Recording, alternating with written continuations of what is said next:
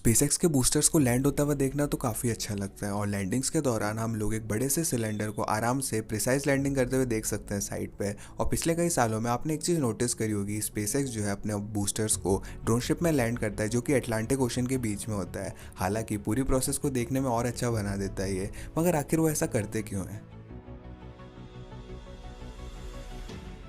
शुरुआत करते हैं। समंदर के बीच में लैंड करना तो बहुत ज़्यादा इनकन्वीनियंट हो जाता है। आफ्टर ऑल आपको एक बड़े से बूस्टर्स को 100 माइल्स तक लेके जाना पड़ता है वापस से कोस्ट पे लाने के लिए। अगर स्पेसएक्स जो है वो सारे बूस्टर्स को अपनी लॉन्च साइट पे लॉन्च करे तो मैं शर्त लगा सकता हूँ कि वो अरबों रुपए बचा सकते हैं हर साल ट्रांसपोर्ट कॉस्ट में। और मोर एवर जो ओशन की सरफेस है इतनी ज़्यादा स्टेबल नहीं होती लैंड जितनी, इसी की वजह से ऐसा हो सकता है कि बूस्टर में प्रॉब्लम्स आए लैंडिंग के दौरान। मगर इन सारी चीज़ों के बाद भी स्पेसएक्स जो है वो कंटिन्यू अपने बूस्टर्स को समंदर में लैंड करता है। हालांकि जो लोग नीचे रहते हैं वहाँ पे उनकी सेफ्टी तो ज़रूरी है, मगर इस डिसीजन को लेते हुए एक्चुअली जो चॉइस है वो कॉस्ट, कन्वीनियंस और सेफ्टी की बात पे नहीं आती, वो ज़्यादातर फिजिक्स की बात पे आती है। यहाँ पे एक बात है, पेलोड को ऑर्बिट में पहुँचाने के लिए अपवर्ड वेलोसिटी का बहुत कम काम होता है। जो की होती है ऑर्बिट में पहुँचने की वो एक्चुअली होती है हॉरिजॉन्टल वेलोसिटी, जो बाउंड्री है स्पेस की, जो कि मार्क करी जाती है करमान लाइन से, जो कि 100 किलोमीटर की ऊंचाई पर पृथ्वी की सरफेस है। तो यहाँ पे रियली कोई भी रीज़न नहीं होता कि फैल्कन 9 जो है 30,000 माइल्स पर आवर की स्पीड से ट्रैवल करता है अगर सिर्फ उसे 100 किलोमीटर की ऊंचाई पे पहुंचना है।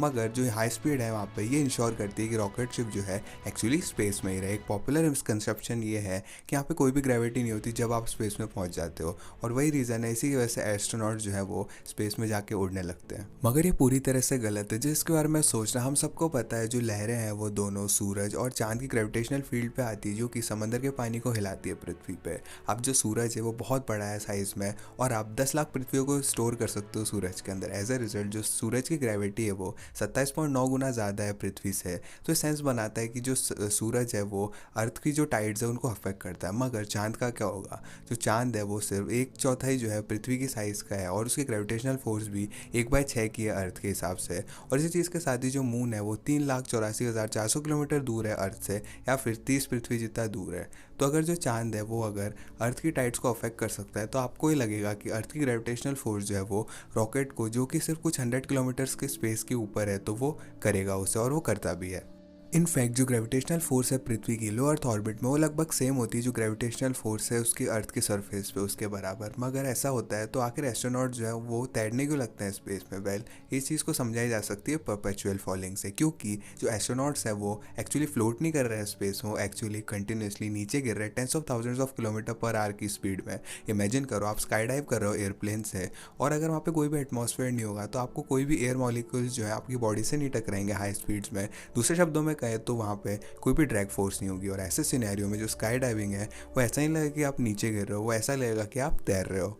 और यही चीज़ एग्जैक्टली एस्ट्रोनॉट्स भी कर रहे हैं। और जैसा कि हमें पता है वहाँ पे कोई भी एटमॉस्फेयर नहीं होता स्पेस में, इसी वजह से जब एस्ट्रोनॉट जो है कॉन्स्टेंटली नीचे गिर रहे होते हैं अर्थ पे तो ऐसा लगता है कि वो तैर रहे हैं वहाँ पे। और एक और सवाल लेके आता है ये, अगर एस्ट्रोनॉट जो कॉन्स्टेंटली नीचे गिर रहे हैं सरफेस पे अर्थ की, तो वो क्या सरफेस में टकरा जाएंगे नीचे गिर के? यहाँ पे जो है मैसिव हॉरिजॉन्टल वेलोसिटी आती है। जैसा कि हमने डिस्कस किया, जब एक बार रॉकेट एटमॉस्फेयर से ऊपर चले जाते हैं वो सीधे जाते हैं बजाय कि ऊपर की तरफ जाने के। और इस चीज़ को साथ दिमाग में रखते हुए अगर हम 1 मिनट पहले का याद करें तो आप सोचो कि किस तरह से आप एक बड़ा सर्कल बनाओगे छोटे सर्कल के ऊपर। सबसे पहले तो आप एक लाइन बनाओगे कांस्टेंट स्पीड की जो कि अंदर की तरफ मुड़ी होगी वो छोटे सर्कल की तरफ। किसी भी पॉइंट पे जो डायरेक्शन है पेंसिल की टिप की वो पैरेलल होगी सरफेस की जो छोटा सर्कल है उसके। हाउएवर अगर डायरेक्शन में चेंज आएगा किसी भी 2 पॉइंट्स पे तो वो डायरेक्टली जो सर्कल का छोटा वाला पार्ट है उसके बीच में रहेगा। और यही सेम प्रिंसिपल जो है वो ऑर्बिटिंग रॉकेट्स या फिर सैटेलाइट्स भी यूज़ करते हैं। जो रॉकेट है वो एक्चुअली सीधा ट्रेवल कर रहे हैं कॉन्स्टेंट स्पीड में, मगर जो ग्रेविटेशनल फोर्स है उसे ट्रेजेक्ट्री जो है रॉकेट की वो सरफेस ऑफ द अर्थ की तरफ घुमा लेती है, और इसी की वजह से वो गोल गोल घूमता है पृथ्वी के ऊपर। और इसी चीज़ से मुझे लगता है कि ये सारी चीज़ें आपको समझ में आ गई होगी और थोड़ी अच्छी अंडरस्टैंडिंग हो गई होगी किस तरह से किस डायरेक्शन में रॉकेट ट्रेवल करता है। मगर इस चीज़ का समंदर में लैंड करने से क्या लेना देना है? जब बूस्टर जो है सेपरेट हो जाता है रॉकेट से, जो रॉकेट है वो अराउंड 7,800 किलोमीटर पर आवर की स्पीड में ट्रैवल कर रहा है और फुल्ली हॉरिजॉन्टल वेलोसिटी में है।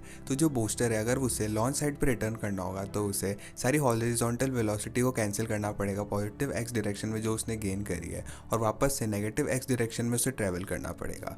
और जैसे कि हम स्लो डाउन करेंगे और डायरेक्शन को चेंज करेंगे तो हमारे पास एक बहुत बड़ी प्रॉब्लम आ जाएगी। जिस एक ही रीज़न है जिसकी वजह से रॉकेट जो है वो वो अर्थ को ऑर्बिट करते हैं बिना सरफेस में गिरे, क्योंकि वो जो है इतनी तेज़ी से ट्रेवल कर रहे हैं पॉजिटिव एक्स डायरेक्शन में। और जब आप उनकी स्पीड को स्लो कर दोगे तो एल्टीट्यूड को खोना शुरू कर देंगे बहुत जल्द। इसी वजह से रॉकेट बूस्टर को ना कि सिर्फ अपने इंजन्स का इस्तेमाल करना पड़ेगा डायरेक्शन को चेंज करने के लिए, मगर एल्टीट्यूड को मेंटेन करने के लिए भी करना पड़ेगा, इसके वजह से गिर के फट ना जाए। और इस चीज़ को कंसिडर करते हुए इसकी वजह से थोड़ा सा ज़्यादा फ्यूल लगेगा रॉकेट को, और एक्चुअली लॉन्च साइड पर पहुंचने के लिए बहुत सारा पैसा भी लगेगा। मगर ये लिमिटेशन नहीं है इसकी, अब पैसे की बात भी नहीं है, क्योंकि आपको एक और फिजिक्स प्रॉब्लम मिलती है यहाँ पे दोबारा से। क्योंकि जब भी आप रॉकेट में फ्यूल ऐड करोगे तो आपको फ्यूल टैंक और रॉकेट को थोड़ा बड़ा बनाना पड़ेगा। हाउएवर रॉकेट को बड़ा बनाने से और फ्यूल को एक्स्ट्रा ऐड करने से वजन भी बढ़ जाएगा रॉकेट का, और एज ए रिजल्ट आपको और ज़्यादा फ्यूल ऐड करना पड़ेगा फ्यूल कैपेसिटी में, जिसकी वजह से जो रॉकेट है वो आपने जो पहले फ्यूल ऐड किया था उसको लेके उड़ सके। और लॉन्च साइट पे रिटर्न करने के केस के लिए इतना आप पे कोई भी अमाउंट नहीं है जो उस फ्यूल का ऐड कर सके उस मनूवर को पॉसिबल करने के लिए, क्योंकि आप इन्फिनिटली फ्यूल ऐड करते रहोगे उस फ्यूल को पहुंचाने के लिए जो कि आपने पहले ऐड किया था। मगर वेट यार, प्लेन्स जो है वो तो एयरपोर्ट से टेक ऑफ कर लेते हैं और घंटों तक घूमते रहते हैं और उसके बाद सेम एयरपोर्ट पे उतर जाते हैं बिना किसी प्रॉब्लम के, तो वो कैसे पॉसिबल होता है फिर? वेल, जो प्लेन्स हैं वो अर्थ के एटमॉस्फेयर में उड़ते हैं तो वो एडवांटेज ले सकते हैं एयर रेजिस्टेंस या फिर ड्रैग का। तो अगर वो एयरप्लेन जो है वो फ्यूल भी ख़त्म हो जाता है उसमें, तो 100 से ज़्यादा किलोमीटर्स तक उड़ता रहता है वो, उसके बाद वो क्रैश हो जाता है या फिर लैंड कर जाता है सरफेस पे। और जो ड्रैग फोर्स है वो एयरप्लेन को धीरे तो करती है पूरे समय, मगर वो प्लेन को आसमान से गिरने से भी बचा के रखती है। वहीं पे रॉकेट बूस्टर्स के साथ दूसरी तरफ वो जनरली 70 से 80 किलोमीटर के एल्टीट्यूड पे सेपरेट हो जाता है, और उस साइड पे जो एटमॉस्फेयर है वो बहुत ज़्यादा पतला होता है, तो जो ड्रैग फोर्स है वो किसी भी तरह से बूस्टर की मदद नहीं करती ताकि वो स्लो हो या फिर एल्टीट्यूड को मेंटेन करे। और अगर बूस्टर जो है वापस से थिकर एटमॉस्फेयर में भी आ जाता है तो जो बूस्टर है उसके क्योंकि बड़े विंग्स नहीं है, इसी की वजह से वो ग्लाइड कुछ भी नहीं कर पाएगा, और एज अ रिजल्ट जो सारा काम है वो रॉकेट बूस्टर को खुद को करना पड़ेगा।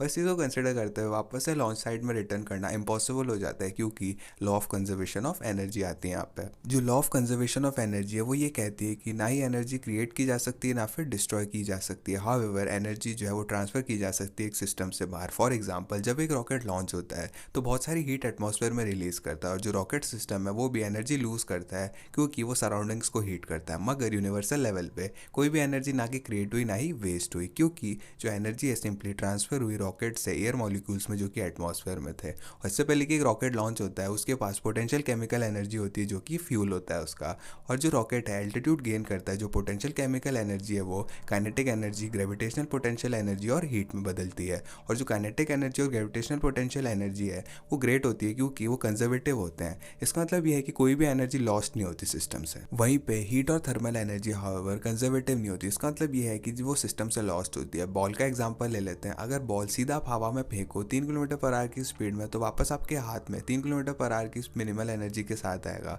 क्योंकि जो एनर्जी है वो ट्रांसफर हो जाएगी सिस्टम से। अगर वहीं पे बॉल को आप 20,000 माइल्स पर आवर या फिर 30,000 किलोमीटर की स्पीड से ऊपर फेंकोगे तो उसमें आग लग जाएगी, और जैसे वो ऊपर जाएगा हवा में, और ऐसे सिनेरियो में जो बॉल है वापस आपके हाथों में नहीं आएगी। और हालांकि कोई भी एनर्जी क्रिएटेड नहीं हुई या फिर डिस्ट्रॉय नहीं हुई इस सिनेरियो में। हाउएवर जो सारी काइनेटिक एनर्जी थी जो आपने बॉल को दी थी वो एटमॉस्फेयर में चली गई थर्मल एनर्जी की तरह। एज ए रिजल्ट जो बॉल था वो आपके हाथों में सेफली मिनिमल एनर्जी के साथ ही वापस आएगा, क्योंकि वो थर्मल एनर्जी बन सकता है अपनी फ्लाइट के दौरान। और ये सेम प्रिंसिपल रॉकेट बूस्टर में भी लगता है, मगर जैसा कि हम सबको पता है वही रीज़न है क्योंकि बूस्टर हवा में फ्लाई करता है पहली जगह, क्योंकि जो है RP1 या कोई भी फ्यूल उसको बर्न करता है इसकी वजह से। तो ये इम्पॉसिबल है कि रॉकेट को लॉन्च किया जाए बिना एनर्जी को लूज़ किया एटमॉस्फेयर में। वहाँ पे बहुत सारी इक्वेशन है जो कि आप इस्तेमाल कर सकते हो, कितनी काइनेटिक एनर्जी लगेगी और कितना आप कन्वर्ट करोगे थर्मल एनर्जी को और सारी चीज़ों को। मगर मैंने अभी तक वो मैथ नहीं करी है, मगर इलॉन मस्क ने ये चीज़ कही है, coat. So in order to get back to the launch site, you would have to have enough fuel and oxygen to reverse out that velocity and boost back all the way to the launch site. And you just don't have, the physics of it don't really allow you to have that much. It's not about saving money on fuel or anything, it's just physically impossible. तो मैं उनकी बात मान लूँगा इस बारे में। और at the end of the day SpaceX जो है अपने बूस्टर्स को समंदर में इसलिए लैंड करता है क्योंकि जो बूस्टर है वो thousands of kilometre horizontally travel कर रहा है, नॉट वर्टिकली। और क्योंकि ये और law of conservation of energy इसी की वजह से फिजिकली इम्पॉसिबल बना देते हैं उससे लॉन्च साइट पर पहुँचाने के लिए वापस। नो मैटर कितना भी पावरफुल एफिशिएंट इंजन हो, वो वापस से नहीं जाएगा वहाँ पर। और अगर आप सच में लॉन्च साइट पे किसी भी रीज़न की वजह से लैंड करना चाहते हो तो कई सारे सोल्यूशन है। सबसे पहले तो आप पूरी पृथ्वी का चक्कर लगा के सेम लैंड जगह पे लैंड कर सकते हो, और ये चीज़ स्पेस शटल ने करी डेकेड से। और या फिर आप बूस्टर्स को फ्यूल भर सकते हो स्पेस में या कहीं पर फ्लाइट के दौरान। जैसा कि आप देख सकते हो दोनों सोल्यूशन जो है इतना ज़्यादा मददगार नहीं है जब आप ट्राई कर रहे हो बूस्टर को लैंड करने के लिए। और इसी की वजह से स्पेस एक्स जो है उसने समंदर के बीच में करना सही समझा। और क्या आपको पता था कि किस तरह से बूस्टर को लाना लॉन्च साइट पे इतना तो कॉम्प्लिकेटेड होगा? कमेंट करके ज़रूर बताएं। साथ साथ इस वीडियो को लाइक कीजिएगा अगर आपको इस वीडियो ने मदद करी आपको मैकेनिक्स समझाने की किस तरह से रॉकेट साइंस काम करती है। साथ साथ हमारे डिस्कॉर्ड कम्युनिटी को चेकआउट कीजिएगा फ्यूचर वीडियो आइडियाज़ देने के लिए, और चैनल को सब्सक्राइब कीजिएगा बाकी क्वेश्चंस लॉजिकली आंसर देखने के लिए। मैं था चिरंजीव, मैं मिलता हूँ आपसे अगली वीडियो में।